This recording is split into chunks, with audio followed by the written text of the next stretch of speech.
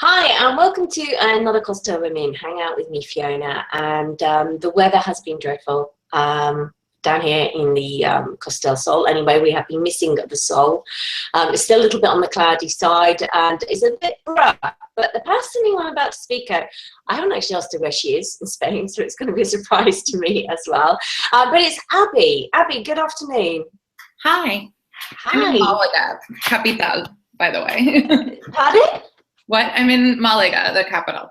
You are in Malaga. Well, that's not a million miles away. You've had some grotty weather as well. There's been some flash flooding up there, hasn't there? Yeah. It's been a little bit too wet for me. Now, there's a conflict going on here because the name on the screen looks very exotic and Spanish. You don't sound it. So explain a little bit about yourself and how you managed to be here in Malaga. Sure. I married a Malagueño, a Spaniard, and his last name is Ramirez. So that's why I took his last name, at least in the States. So I have kind of an identity crisis going on here. Okay. But yeah, and we actually met up in Madrid, and we lived there for 5 years, and then moved to New York City. And when we decided to come back to Spain, we came to Malaga. So. Okay, cool. And then when did you become a Costa Women and how did you find out about us? About a year ago when we came to Malaga, I was looking, to join some sort of a group to meet people because, having lived in Madrid, I didn't really know anyone down here on the Costa del Sol, and I came across it on Facebook, actually. Cool. Facebook, absolutely. I've just finished teaching a Facebook workshop today. That's what I do. So I'm with you on that one. I think lots of us have found Costa Women through Facebook. And so you've been here for 12 months. What do you do here? Well, I have a professional travel blog along with my husband. It's a bilingual blog, El Boquerón Viajero. And we write about our travels everywhere that we go, mostly Spain and the States, but yeah. And we also run a business called Auténtico Nueva York. And what we do is we plan personalized trips to New York City. And it's mainly for Spanish speakers, but our goal this year is to expand to English-speaking people as well. So we're gonna plan your trip for everything except for the flight. We're not a travel agency. So we basically, as soon as you have your flight booked, we can help you find a hotel. We can help you to plan your activities. I lived in New York City for 6 years, and my husband lived there for 2 years with me. So we kind of have both cultures covered and also, the insider knowledge. And since my family's nearby, we try to go back as often as possible. All right, that sounds really interesting because I've only ever been there once, and that was as a student. We were dropped at Port Authority and told to find our own way out of New York, which was a bit of a challenge when you're 18. I think I was about 21, 22 at the time. But yeah.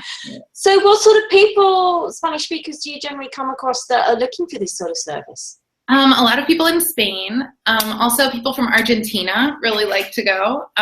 We've got some groups from Mexico. We had a group of 140 dancers. It was like a school that had a dance competition and they wanted to do a special video. So we organized the buses so that they could kind of stop at the different places.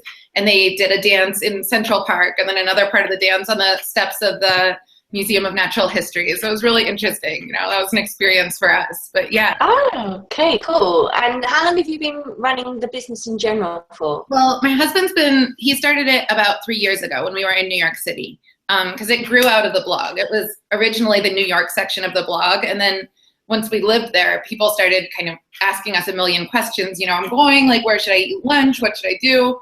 All these things.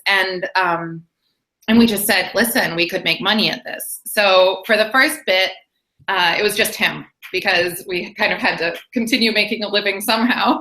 And I was teaching school. But once we got over here, things started to take off. And I joined him about 4 months ago. Okay, cool. So do you actually then advertise locally for like local Andalusians who may be looking, or how do you generate the business? We do everything online. It's very much based on Facebook. We have a huge following on the Auténtico Nueva York Facebook page. I'm the community manager for that, as well as the English PR, I guess that's my official title.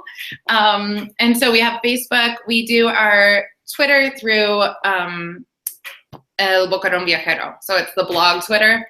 just because we have a bigger following there. And we do also Instagram. So cool. So in the traditional sense of the word, you are literally digital nomads then, aren't you? So very much so. Yeah, and we're going to be going up to Catalonia in the south of France next week. So we're just taking our job with us. Okay, cool. You'll spread the word of Costa Women in Catalonia first. There you go. And me, the Costa Women ladies. Wait, what? I'm sorry? How often do you get to meet up with Costa Women? Do you manage to get to the meetings? Well, I try to go to the ones in Malaga, as many as I can. You know, Joanna organizes some really fun events. So I went to the walk through the murals in Soho recently, and that was really interesting. And you know, as often as we're here, I try to go to the events. So. Okay, and I guess from your accent then, and obviously being married to a Spaniard, that you speak good Spanish. I do. I've been obsessed since I was in high school. My Spanish teacher studied in Spain, and ever since then, I fell in love with it. So yeah, I've studied since I was 13. But I mean, for Costa Women ladies that don't speak Spanish, one of the biggest things, and also like migrating from one to another, is the red tape, and it's always nice to hear if there's any top tips for getting over some of that. As a Spanish speaker, do you think it comes any easier to you to like the obstacle of the Spanish system? I don't think so. You know what? I think it's a lot of just asking questions and really talking to someone from Spain. My husband's waded through it, but we also have a gestor. So we ask him any of our kind of more technical questions in terms of the business, and just in terms of knowing how much taxes to take out, and you know, because we estimate it, but it's so different from here to the States. So I think it's really important. It's so different from the UK. But yeah, I think just not being afraid to ask questions is the main thing, because there's always somebody that speaks English, even though it doesn't seem like it. You push hard enough. I do think though, even though you know, you have the Spanish knowledge and you have a Spanish member of the family, sometimes it's still just as mind-blowing for them, isn't it? So I've been in the town hall or at the front of the queue to do something that my accountant has just given me a piece of paper to do the day before, and in that 24 hours the rules have changed, and I get to the front of the queue and it's like, I have to call him and go, but you said, and then I hand the phone over to the lady on the other side. And they're having this conversation where he's going, he said, you said, and it's like, it's still a minefield. It's still a minefield. Right. Or you miss the one paper that they needed, and you're like, I left it at home, no. Yeah, or you only have it photocopied twice instead of. Oh, yes, yeah. Okay, well, probably we should have a municipal hangout with ladies from all over with Costa Women and share some top tips on how to get around the red tape obstacle course in Spain.